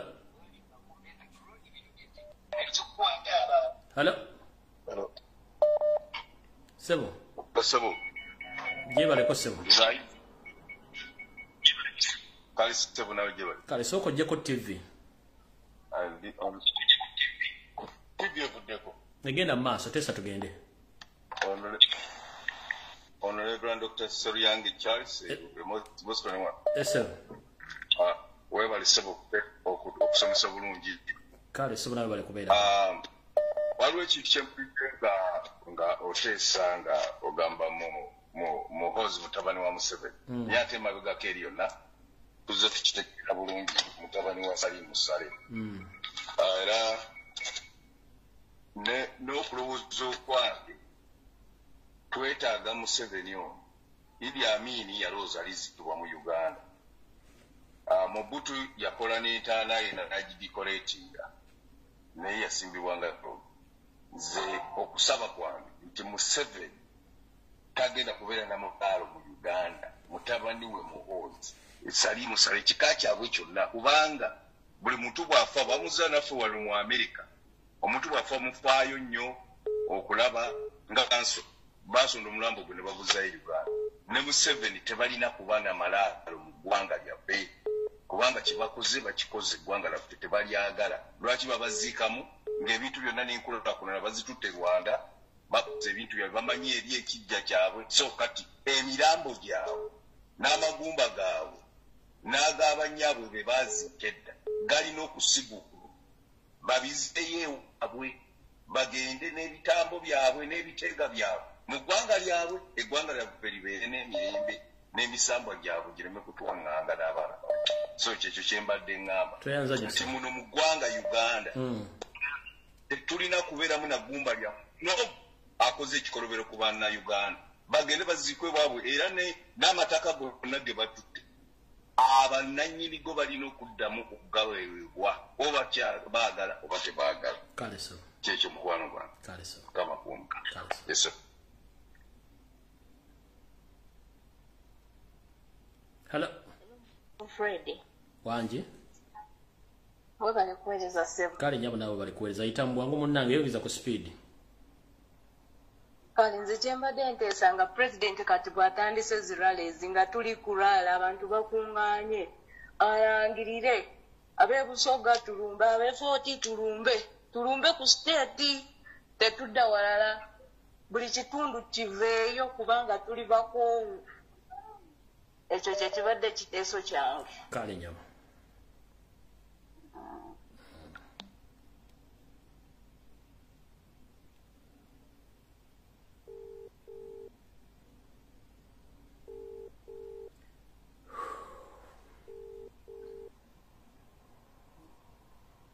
Sebo mukulu ticha webale kuweereza sebo kale sebo nawe gye baliko owaye traffic abadda annemeseza naye nga tukwebaliza ddala emirimu gy'okola okuweereza eggwanga n'okwewaayo okubeera nga weesalako ebirala kakati nja kusooka nja kwebaza abanalwanda abo abalungi abagambye nti era ne basalawo nti tebajja kukkiriza Museveni kugwa nabo bo ne bavaayo ne beegatta ku bannayuganda okusingira ddala ngo abo abanalwanda abakabano abali mu gurupu y'akabano abatuwa information nga bayita ku mukutu gwa oli archbishop omulonde agenda okulayira mu gavumenti empya abo tubeebaliza ddala nnyo abanyalanda mwebale kutegeera nti Museveni yabasangawo era Museveni agenda kubalekawo abo abanyalwanda tubamanyi abalungi era we tunaaba tubutwala obusajja buno tugenda kulondamu abanalwanda baffe abalungi bo basigale obusajja obw'ennyindo embi obw'amanyi agali ku ngulu tubutwalaganye ekyokubiri njagala kwebaza Buganda okusingira ddala kubanga Buganda era kino nakyogera dda nja kuddamu okukyogera n'Abaganda be baavuye ku Uganda okubeera Uganda era nga Buganda yali esobola okubeera eggwanga eryetongodde naye ne bagamba nti omweru ono tajja tufulumbalako tugende ffenna mbeebaliza ddala obusajja buno obutuusi bubadde bukozesa eggundi chance eyo nti Abaganda bo beewombeefu munnaye ate bulungi balina empisa naye mbeebaliza ddala mu abantu Abaganda nti kaakati mpulira ddala nga yekyo tutuuse ku level tusooke tuviireyo obusajja buno tubukube tubutwale then tujja kuddayo ku bintu byaffe ate naawe ticha okoze omulimu omunene abantu okubagamba okudda ku nnono nti bano abalokole ba Museveni be yaleeta babadde batulebeseza nga batujje ku mulamwa Museveni njagala okumuwoninga namwe obutuusi mwenna obuli awo mugeze just scratch mu scratchingeko ku Kyagulanyi just mu scratch yokka bweti mugenda nabo omuliro tuli beetegefu wano nze nja kuduumira Busoga yonna ffe Busoga wano twetegeite ate president ali kwida sayidi eno ali kwida mayuge oba ne bana abaana ab'obukofiira obumyufu abambala nabo bannaye twetaagisa tuli kwetaagisa spark tubuzaayo just spark yokka oba bakwate ku baana bano singa bakwata ku bafutusojja yenna babakwate mukwate group mukwate line bwe mutinga bakutteko omu kitandikiraawo tufune spark kubanga kati butandise okubeera nga obusajja buno bumanyirira ate n'okusingira kale ekyezikahyula kankubuulire ose abanayuganda bangi kale kooti ye ekwegereza emisango eyalimu ey'abanalwanda abatuusi naye ffe abanayuganda tukumanyi mwayita abasiraamu batta abasiraamu wano emayuge wano baabata kahihula kalekyezi tugenda batwa sawa yonna very soon government egenda kuchuka tujja batwala namwe tujja basulayo mujja kitegeera kale sebo toyanza kome wano abantu batese naye tujja bakolako butusimwe kichabe sebo kulamusiza ticha kale sebo nayo balakimerako yebale n'emirimu gyonna gyokola kulw'obulungi bw'ensi yaffe Uganda kale sebo webale nnyo kusiimira ddala bannansi bannange bannasitoogo bannange bannayuganda bannange abalungi nakyemalira Sserukamayo sebajja okwota omunyarwanda omutuusitaani Kibwetere Museveni amanyi bwe bakwatira ku His Excellency Ssentamu Robert mu moving time ono gye tulimu essaawa eno egenda okuddamu kutandika nga nnaku z'omwezi 4 bannayuganda bannange mbakakasa ebeere emmanduso gye tutandikirako okutwalaganya nakyemalira kano akamanyiro k'Abanyarwanda kwatondeke ebbanga lyonna bannansi bannange tukakomyeko olunaku ne bageza ne bakwata Kyagulanyi His Excellency Kyagulanyi Ssentamu Robert President gwe twalonda ow'ensi yaffe tumanyi bannansi bannange tuzuukuke tetukkiriza kantu konna nebakasikwaki bakati ne bakateeka ku His Excellency Kyagulanyi Ssentamu Robert tuzuukukirewo bannayuganda bannange abasajja nakyemalira nabo bakimanyi nti obudde bwawe bukoze eki nabo bakimanyi nti obudde bwawe buweddeyo bakimanyi bulungi nti obudde bwawe buweddeyo essaawa eno ekintu nabbanja kyakola ekintu ono simanyaka okuseni byakola biraga bulazi abasajja bakkiriza nti ensi yabakoowa tebakyalina kye bazza era propaganda gwe bakola bagayita bamisansaano tebalina kyebaza abasajja tubatuusiza bannansi banne tetuddirira wabula nja kusaba security group ya president waffe omukulu edi mutwe ng'abaana ekabali bwe bakikoze abasajja nga baagala okulimisa president waffe okugenda mu maaso okugenda ku radio nebakiika ekimoka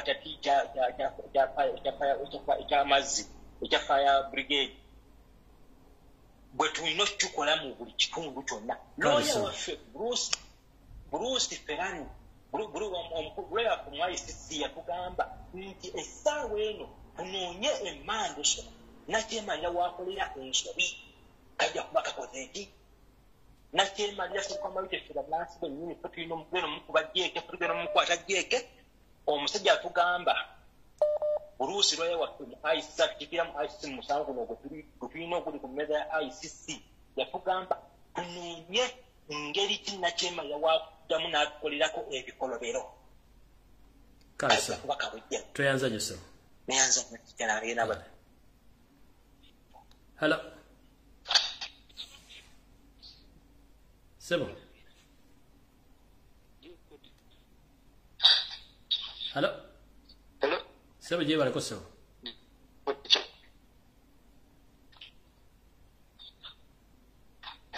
sebo gwoli kotesa tugende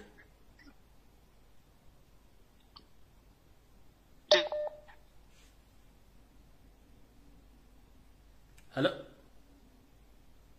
waba kuwereza teacher kale nyabu nawe bali kuberako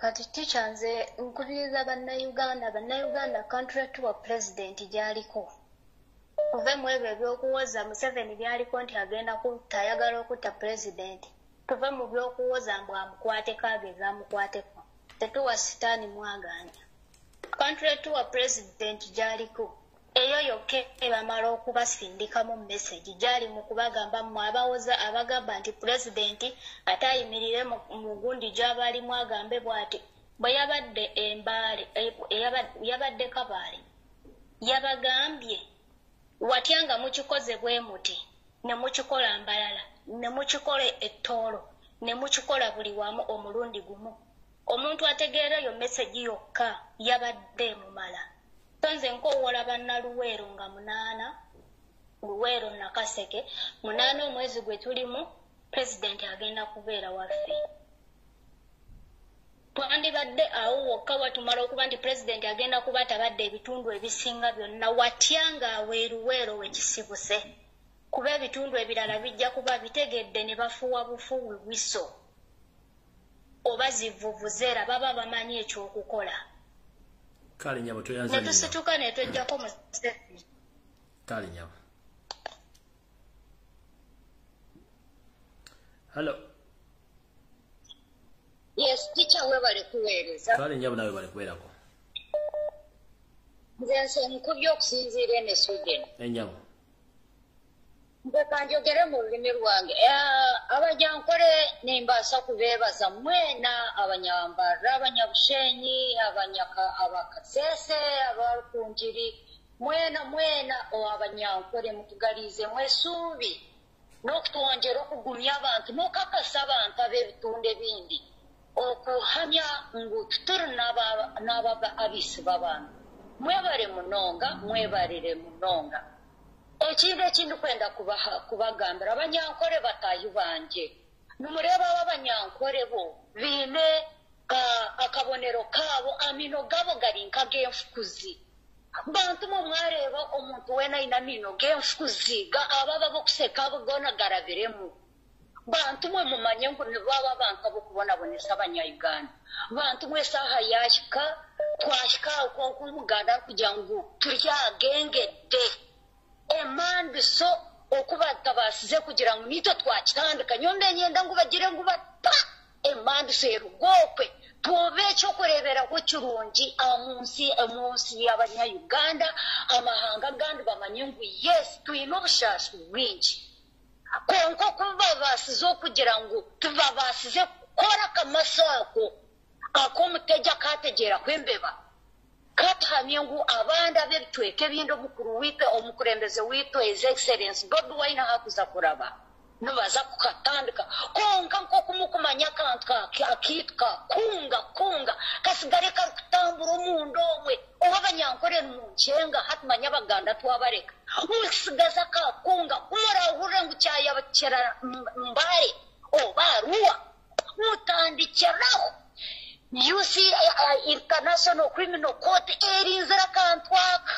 kamwe konka nibenda naked proof ey'omuzungu eyakweta naked proof akanyarwanda bakatwihe mu bantu mwe ntuza kugarurirwa obugabe bwitu noreeba n'abakuba batandikire kugaba itaka ry'omugabe mazima bantu mwe abanyankore kanzo mu Uganda mbase kukanisa nk'okuri kugira ngu obuganda no teacher Lumbuye njagala kutwala omukisa guno okubaako kyentegeeza abannayuganda namwe n'abatuuliriza bannange temulowooza nti ku social media kuno tewalimu ababaka bano beka bano is within bali ku mukutu bawuliriza bannange njagala bwe tuba twogera emandiso zaffe tumanyi kunga kye yakora yesaawa omukulu Nyanzi alina okutulagira munda mulinga ffe tetumanyi ffe abali ku social media okukyasanguza emandiso esaawa yonna nze mbasuubiza bannayuganda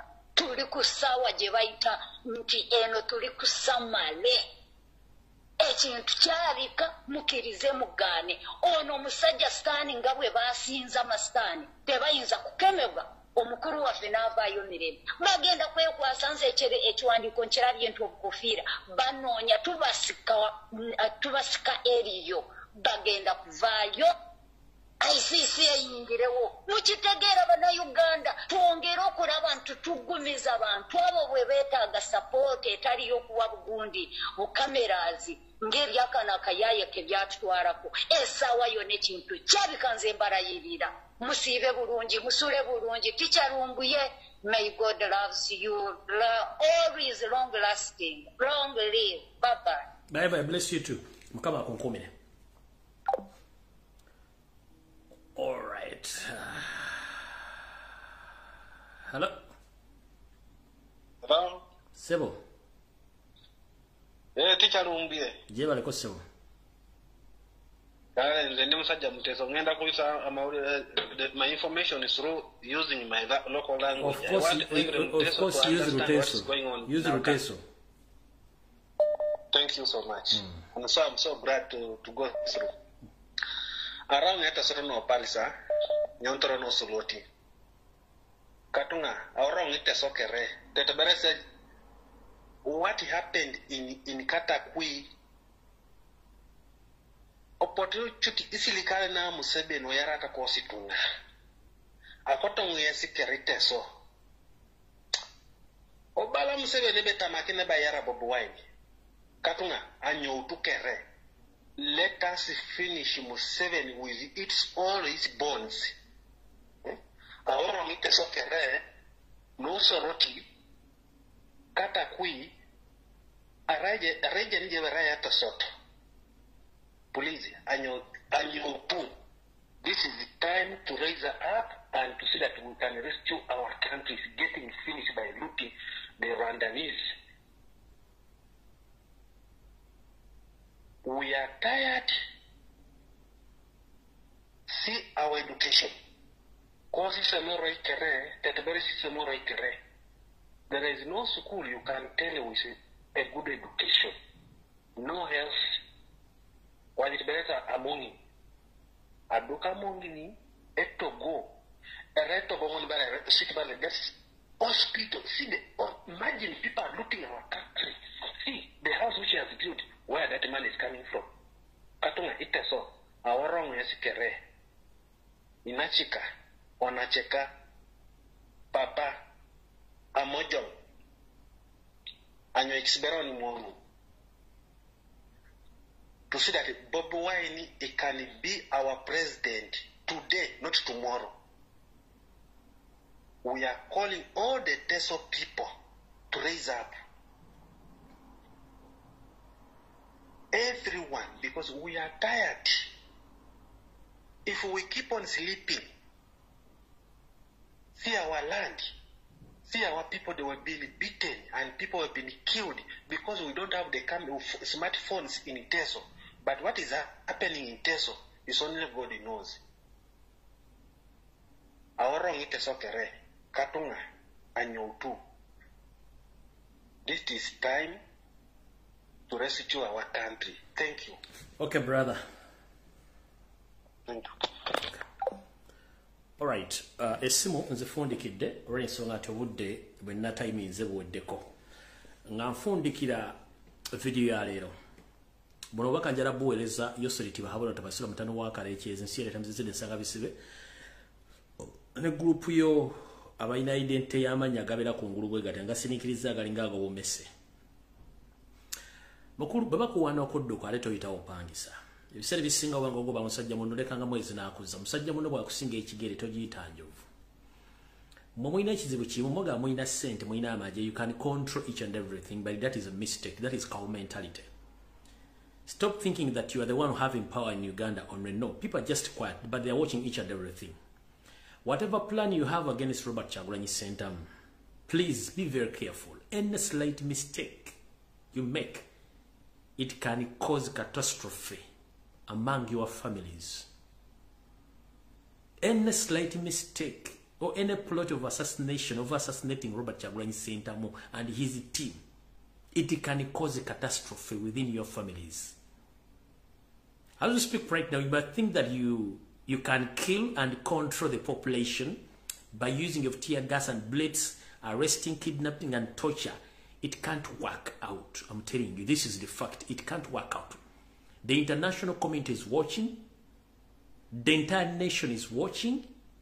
And everyone knows the only person who can kill Robert Kyagulanyi Ssentamu is Museveni and his Kabano group. So there is no way how you are going to escape that case. So think twice before you make a mistake. You are old enough to do the right thing, the rightful things. If you think that killing is the solution, we are in the modern day society. The world is watching. You have families. Which families right now? They are situated in diaspora.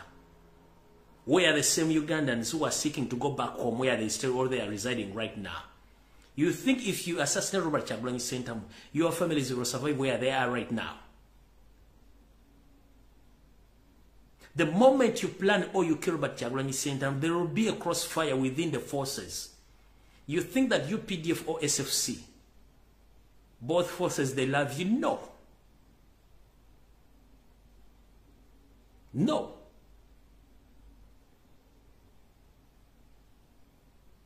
Within your families, there are some people who don't like you. And they have been advising you all along that please hand over power to Ugandans and retire from there. But your mafias, they keep on forcing you to stay in power because they have looted the nation to the extent that even the Central Reserve has not even a single coin. And they fear to lose their properties because they know time is going to come when there is kind of accountability. Everyone must account for each and every property they have or they own. So that's the only fear you have. But committing a suicide or committing a suicide of killing Robert Kyagulanyi Ssentamu, it might cause a catastrophe in Uganda.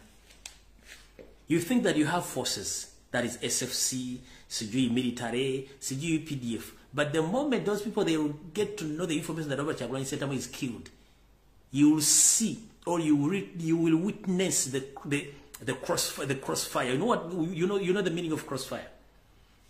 The fighting within the forces. The fighting within forces.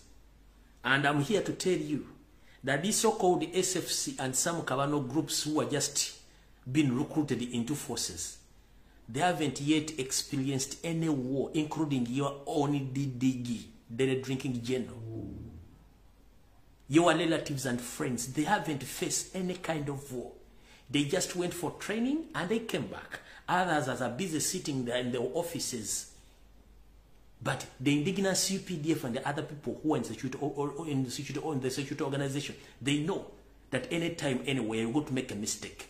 And you are busy placing buttons, but you're going to place a long button. So if your mentality tells you the only solution to safeguard your family and your corruption scandals and murderous records is to kill Robert Kyagulanyi Ssentamu, it is a big mistake. You are committing a big mistake which will cost you and your entire generations of grand and grandchildren. So be very careful.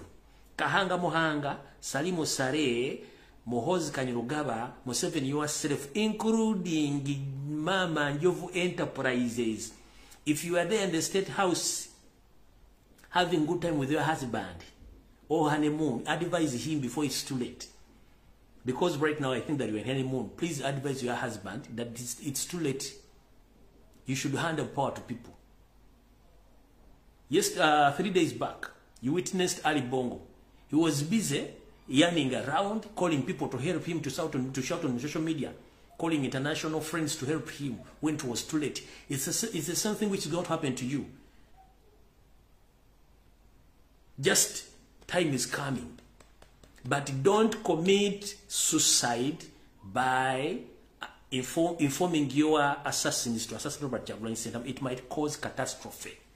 And it might lead to the end of truce in East and Central Africa. In Chidamu. Let me repeat this statement. If you are planning to assassinate Robert Kyagulanyi Ssentamu, it might be the end of all truce ethnic in East and Central Africa. It might. You see Ugandans that are busy, like they're asleep, they don't see or they don't watch, but they know each and everything.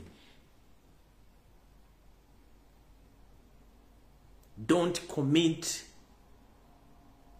suicidal because you are messing with wrong people. You've witnessed it in the western side of the country. People, they love Bobi Wine. Now he's heading to east, from east to north. So you are planning to assassinate him in Mbale, even in northern Uganda, but you are going to commit a big mistake. You are around pressing long buttons, but anytime from now you will press a long button. I'm warning you. The problem you have, you people, most especially those two, they think that killing is the only solution.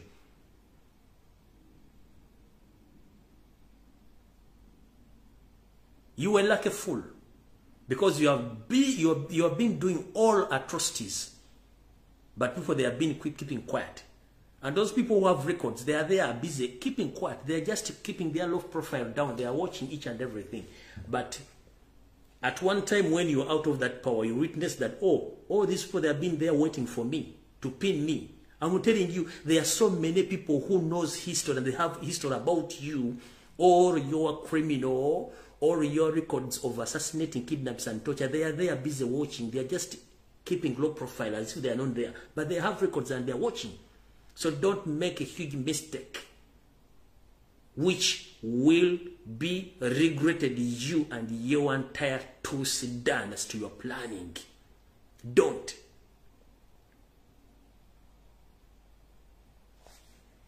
Banange, nakola bakaka tunabacha demokrizo kugenda kwa tusikane ku Sunday mu bimuli mbulange Mengo. Sawa tejja kuba 2 nga tukwatagana mu mpembe wasanya kalo Charles Peter Mayiga Salunga mulengejja kubanga naye atufuukidde jjute mu bboa.